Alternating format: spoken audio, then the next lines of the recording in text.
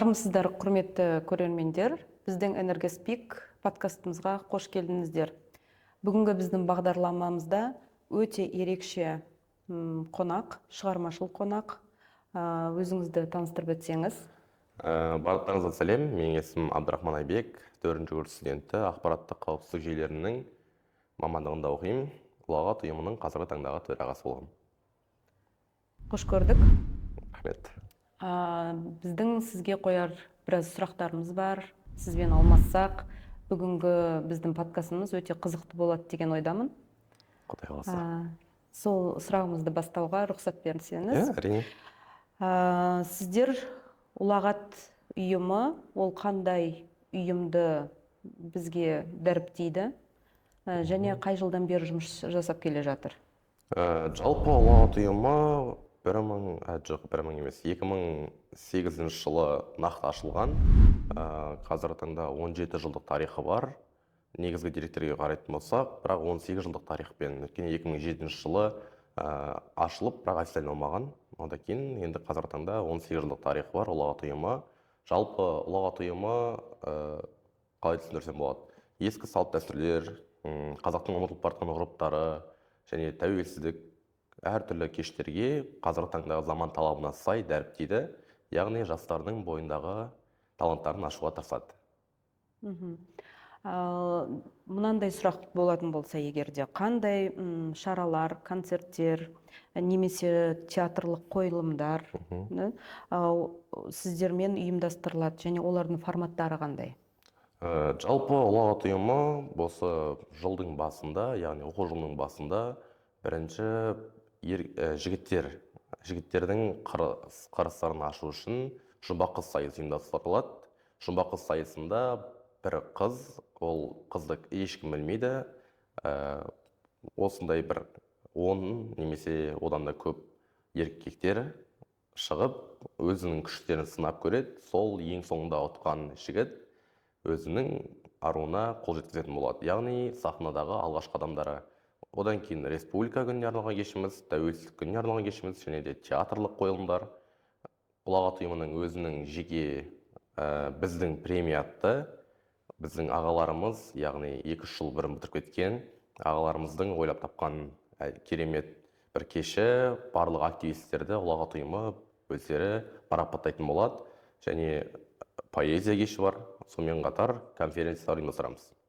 Бұл жыл сайын болып тұрады, иә? Иә, жыл сайын болып тұратын, дәстүрлі түрде өткізетін концерттеріміз. Жыл сайын болып тұратын концерттерде осы сіздерде қатысушылардың саны қандай қарқынмен дамып жатыр? Басында осы Ұлағат ұйымы әр жыл сайын одан сайын адамдар көбейіп жатыр. Менің кезімде Ұлағат ұйымы өте көп адам болып түскенбіз. Одан кейін адам саны сәл азайған, бірақ қазіргі таңда Ұлағат ұйымында 100-ден аса адамдар бар. Олардың барлығы да дерлік концерттерге өздерінің үлкен көп жемісін, яғни үлесін қосылады. Ұлағаттың қандай мақсаттары бар? Олар өнерге деген жәнегі өнерді дәріптеу ма, әлде бір әлемді құтқару жоспарында ма, қандай бір мақсатта? Жоқ, әлемді құтқару деген емес, енді башқында қазір таңда барлық қазақ отбасыларына болатын жағдай деп айта аламын. Әке-шешелері өнер жолына қарсы болып, өзінің мамандықтарын басқа саладан іздейтіндер болады. Мысалы, мен өзім шығармашылық жағына қатты қызығып, бірақ ол нәрсеге менің отбасым қарсы болды. Және университетке келгеннен кейін осы Ұлағат ұйымын көріп, яғни сценарий жазу болсын, сахнадағы еркін ұстау, микрофонды ұстаудың өзі өте бір үлкен өнерлердің бірі. Сахнада үлкен қойылымдар қою, оның барлығы баланың егер шығармашылыққа қызығатын болса, кішкентайдан келе жатқан арманы. Мен сол арманды көріп, өзім осы Ұлағат ұйымында өте кереметтей бір уақыттарымды өткіздім деп айта аламын, осы 4 жылының ішінде. Яғни енді Ұлағат ұйымы жастардың ішіндегі таланттарды шығаруға тырысады. Біз таланттарды іздемейміз, біз таланттарды шығарамыз. Сіздер қазір Алматы энергетика және байланыс университеті деген үлкен бір беделді техникалық университетте оқып жатырсыздар, иә? Осы техникалық университетте, техникалық бағытта дейік, оқумен ұлағат ұйымы деген бұл және гуманитариялық жаққа қарай бет алған ұйым, иә? Сол екі техникалық және гуманитариялық бағытты алып жүру қаншалықты сіздерге оңайға түсіп жатыр? Негізі былай қарасақ оңай нәрсе емес. Өйткені біріншіден әр студенттің өзіне бірінші орында тұратын ол сабақ. Сабақты біріншіден оқып, одан кейін ғана өзінің бос уақыттарында, яғни активистік өмірге арнау керек. Негізі істеймін деген адам істейді. Өйткені мен қандай да бір дисциплина болу керек па, немесе әлде бір адамның өзінің бір ерік жігері болу керек па? Ерік жігер болғанда осы нәрседен бір нәрсе алам, осы нәрсе маған керек. Немесе мен ұлағатқа бір пайдам тиеді.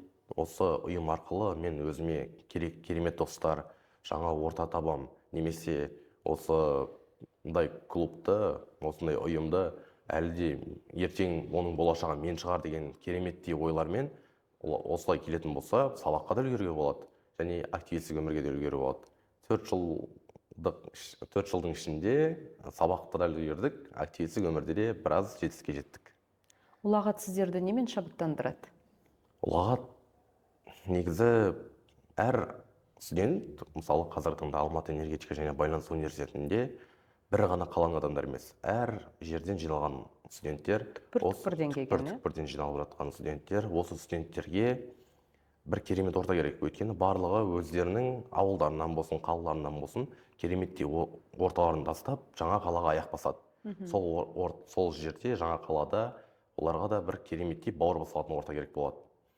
Осы ортаны мен табу арқылы, мен емес, негізі әр ұлағат ұйымының мүшесі осы ортаны табу арқылы, білмеймін, бізде негізі көбінесе барлығын орта ұстап қалады.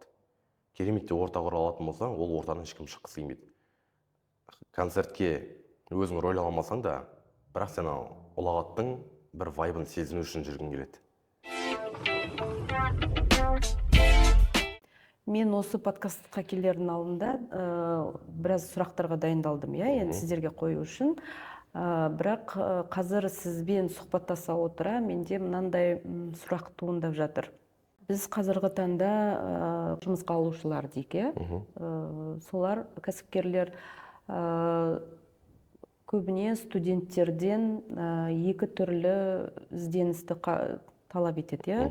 Оны біз енді сіздердің тілдеріңізбен айтқанда студенттік hard skills, soft skills дейміз. Сол soft skillsқа ұлағат ұйымының әкелетін қандай да бір пайдасы бар деп ойлайсыз ба? Бар деп ойлаймын. Өйткені қысқаша ғана мысал келтірсем, мысалы тәуелсіздік күніне арналған бізде жыл сайын дәстүрлі түрде үлкен концерттер қойылады. Және ол концерттерде біз театрлар секілді бір жоқ дегенде 45 минуттық сахналық қойылым қоямыз. Бірақ былай қарайтын болсаң, барлығының ойына тәуелсіздік деген кезде 86 жылы көтеріліс Қайрат Рысқұлбековтың «Атам десең атыңдар» атты сценкасы барлығының ойына сол келеді. Бірақ мен ұлағат ұйымына келгелі ондай сахналық қойылым қойған жоқпыз. Біздің қоятынымыз тәуелсіздікке жетер жол тақырыбына әртүрлі бағытпен келеді. Яғни сен бір ғана нәрсені ойламайсың. Әшейін қарапайым ғана сценарий жазудың арқасында сен көптеген ойлармен, идеялармен танысасың. Сенде бір ғана идея болмайды. Әртүрлі тәуелсіздікке келу үшін давайте бұрынғы заманнан алып келейік. Одан да бір адам түнде музейдің адамы болсын, ұйықтап қалғанда музейдің ішіндегі барлық тарихқа қатысы бар адамдар оянып кетсін. Осы секілді көптеген тарихи оқиғаларды қысқаша бір сценарийға сыйдыруға болады. Осы адамдардың бір ғана емес, көптеген жақпен ойлануына бір себепкер болады. Сіз сонда бірінші курстан бастап қатысасыз, иә? Бірінші курстан. 4 жыл сіз осы ұйымдасыз. Осы 4 жыл бойында сіздің алдыңыздан қаншама концерттер өтті. Ойда қалған бір ерекше естен кетпейтін бір қызықты сәттер бар ма? Мен 4 жылдық тарихымда, енді осы ұлағат ұйымындағы ең естен кетпейтіні өзімнің ең алғашқы басында келген кезде ойым болды. ұлағат ұйымының барлығы неге сендер театрлық клуб қоймайсыңдар, неге театр қоймайсыңдар деген сұрақтар көп мазалаған. Мен бірінші курс болдым, екінші курс болдым, ол кезде басшылықта басқа ағаларымыз болды. Және екінші курстың аяғында мен басшылық алғаннан кейін мендегі бірінші ой ұлағат ұйымында театрлық қойылым қойып көру. Осы менде бір жетелеген бір арманым болды, осы бір театрлық қойылым қойып көрейінші. Сол кезде ұлағат ұйымындағы ең алғашқы гауһартас қойылымы. Ол жерде көптеген адамдар болды, және зал толды деп айта аламын. И барлық адам сол біздің театрлық қойылымнан үлкен әсер алды. Көптеген адамдар жылап қалды. Сол кезде менен ертесіне барлығының сұрағы біреу-ақ: келесі театрлық қойылым қашан? Халық орнынан тұрып шапалақтаған кезде мен өзімнің бір арманыма жеткендей болдым. Ал андай қызықты сәттер, біреу микрофонды өшірді, ұмытып кетіп, басқа бір сыбырлап айтып қойған жағдайлар болған жоқ па? Микрофон өшіру ол әр концертте болатын сәт. Микрофон өшіруді ұмытып кетіп, сыртқа шығып бір-біріне айқайлап қалатын кез болады. Немесе сахнаның үстінде сөзін ұмытып қалып, немесе басқа да бір кикілжің жағдайлар болып қалатын кезде болған. Менің бір сахнам болған, қасымдағы әріптесіммен бір төбелесетін сахна болды. Мен жоңғардың несі болдым, жоңғардың батыры болдым, ол қазақтың батыры. Сол кезде бізде әлі заттар келмеген, киім, қылыш дегендер келмеген. Менің қолымда темір болды, ол пластмасс алып кеткен. Және бүйтіп ұрып атқан кезде пластмасс сынып кетті. И басты ұрып қойдық біз. Тағы да мынандай сұрақ. Алдағы уақытта қандай үлкен мақсаттарыңыз бар? Сіз және театр жайында айттыңыз, иә? Театрдың гештальты сізде жабылды. Енді бір мега шоу ұйымдастыру ойыңызда бар ма? Былайша театрдың гештальты жабылмады. Театрға деген махаббат одан сайын артты десем болады. Қазіргі таңда біз тәуелсіздік күні мега шоуға бір айналдыру, немесе бір одан да қызық. Қазір бізде тәуелсіздік күніне арналған концерт дайындық болып жатыр. Ол тәуелсіздік күні бізге бірінші курс студенттерін ең бірінші дайындап алуға, сахнаның былайша айтқанда вайбымен рахатын сезінуге ең арналған кеш. Осы тәуелсіздікте пирожтар өзінің ең алғашқы ұлағатқа деген махаббатын ашады. Ал одан кейін бізде театр тұр. Және егер Құдай қаласа деп айтайын, егер университетіміз осы нәрсені қолдайтын болса, біз апрель айында болу керек, қателеспесем, Астанада өтетін осы университеттердің студенттік клубтар арасында театрлық қойылымнан жарыс болады екен. Басқосу болады. Иә, әртүрлі жай ғана біз секілді ұйымдар, бірақ олар технический вуз емес біз секілді. Олар кәдімгідей Жүргенов секілді көптеген шығармашылыққа арналған ұйымдар, университеттердің атынан шығатындар. Және біздегі менде соңғы арман сол қалды, осы 4-ші курс бітіргенмін дегенше, осы Астанаға өзімнің ұйымымды жарысқа апару. Сіздер үшін ол өте күрделі бір жарыс болар, да? Өте күрделі болады, өйткені олар тек соны оқып жатыр ғой. Сахнада сценарий жазу барлығын тек оқып жатырмыз, ал біз жай ғана қарапайым студенттер. Онда ешқандай актерлік немесе сценаристік білім жоқ. Жай ғана өзіміздің миымызда не бар, сол нәрсені балаларға үйретіп, сол балалардан. Сіз ол сайысқа өз командаңызды қалай дайындап жатырсыз? Қазір уже осы бүгінгі күннен бастап дайындық басталып кетті ма, немесе әлі сценарий жазылуда ма? Сол сценарийді сіздерге кім жазып береді? Жазатын арнайы адам бар ма? Немесе сіз өзіңіз жазасыз ба? Бізде сценарий ешкім жазып бермейді. Бізге ешкім көмегі керек емес десем болады шығар. Өйткені сценарий жазу үшін сен егер ол сценарийді өзің қолынан өткізбейтін болсаң, ол нәрсені сен халыққа немесе өзің балаларыңа бере алмайсың, ол нәрсені өзің түсіндіре алмайсың. Сол үшін бізде әрқашан сценарий жазу үшін бір апталық ұйқысыз түндер басталады. Кәдімгідей күнде азанға дейін түнде шығамыз, азанға дейін отырып сценарий жазып, бірімізден идея лақтырып. Ол үшін сценарий жазудың үлкен бір несі бар, ол ең басында бірінші идеяны аласың. Осындай бір кереметті идея шығып тұрады, ол идеяның басын, ортасын, аяғын, барлығын бірінші басталуы мен аяғына дейін сол идеяны толық қалыптастырып аласың. Қалыптастырылған идеяға одан кейін персонаждар қосасың. Мына жерге мынандай персонаж болса, мына жерге әкесі, мына жерге анасы, мына жерге бір көршісін қоссақ деген секілді әртүрлі персонаждар қосасың. Қосылған персонаждарға одан кейін ғана диалог бастайсың. бір-бірімен сөйлесу арқылы сол сол жазылған диалогтардың арасынан өзімізге ең қатты ұнайтын поэзия немесе хор жазып, солай бір үлкен бір туынды жасауға болады. Ал ол нәрсеге дайындықты біз бастадық деп айта алмаймын, өйткені қазіргі таңда енді біз республика өткіздік тек қана. Енді алда тәуелсіздік келе жатыр. Осы тәуелсіздік пен республикада өзін жақсы қырынан көрсеткен балдарды ғана бір үлкен бір кастинг жасаймыз. Ол жерге біз ғана емес, өзіміздің ағаларымызды да шақырамыз, бітіріп кеткен ағаларымызды үлкен бір кастинг жасау арқылы сол жаққа дайындаймыз. Өте керемет. Сіз енді 4-ші курсты тамамдағаннан кейін өзіңіздің орныңызға дайындап жатқан ізбасарыңыз бар ма? Бізде ізбасар деген дайындап жатыру деген болмайды, өйткені барлық 2-ші курс студенттеріне барлығын бірдей үйретіп жатырмыз. Өйткені ертең біз ұлағат ұйымында сайлау болады төрағалыққа. Сайлау жүреді. Иә. Барлық 1-ші курс, 2-ші курс, 3-ші курс, 4-ші курс студенттері сайлауда өзіне ұнаған кандидатты белгілейді. Ең көп дауыс жинаған кандидат бізде төраға болады, екінші көп дауыс жинаған адам бізде орынбасар төраға болады. 100-ден жүйрік алады. 100-ден жүйрік. Бақшаба ма, бапшаба ма бола ма? Көреді енді өздері. Көреді, иә. Негізі шынайы ашық түрде болады. Иә. Кез келген курстың студенттері өздері қатыса алады. Жоқ. Сол клубтағы ішіндегі, иә? Бізде көбінесе негізі енді келе жатқан дәстүр бойынша 2-ші курс студентінің 2-ші курстың аяғында, яғни бір апрель айында немесе май айында сол уақытта өзінің ережесі уақыты бар ғой. Иә, 3-ші курсты бітіріп жатқан адам сол өзінің басшылығын тапсырады. 2-ші курстың аяғынан 3-ші курстың аяғына дейін ол басшылықта болады.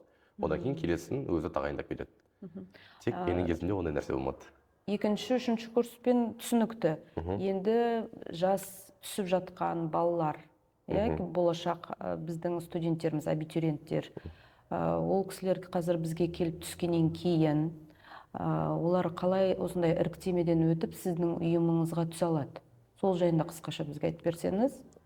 Себебі біздің подкастымызды мен ойлаймын, біраз көрермендер қарайды және қызық болады деген ойдамын, себебі сіздің берген сұхбатыңыз өте қызықты өтіп жатыр. Енді мен айтқандай, бізде басқа да клубтар бар, өлең айтатын, немесе би билейтін, тауға шығатын, қайырымдылықпен айналысатын. Барлық клубтарда менің естуім бойынша осындай іріктеу болады. Бірақ ұлағат ұйымына бір іріктеу жасамайды. Ұлағат ұйымына кіру үшін сен сахнада ойнап өзіңді көрсету керек, немесе поэзия оқи алуың керек. Өйткені бағана айтқанымдай, біз талантларды іздеп жүрмейміз, өйткені біз келген адамдардың арасынан өзіміз іште жатқан, оны шығаруға қорқатын балаларға таланттарын шығаруға, яғни сахнада өздерінің еркін ұстауға, немесе кереметтей үлкен ойлау, бағана өзіңіз айтқандай, бір ғана ойлау емес, 2-3 жақтан кереметтей ойлау, сценарий жазуларды өзіміз үйретеміз. Және сол нәрсені 1 жыл бойы, қазіргі мысалы 1-ші курстар бізде тек еркелеп жүреді. Оларға ешқандай сценарий жаз демейміз, бірдеңеге араластырмаймыз. Оларға тек көрсетеміз. Біз үлкен курстар оларға мысал көрсетеміз. Осы міне көріп тұрсыңдар, кереметтей сценарий жазылып жатыр. Барлығы бізде әдемі келе жатыр. Көріп тұрсыңдар дегенде қалып тұрамыз.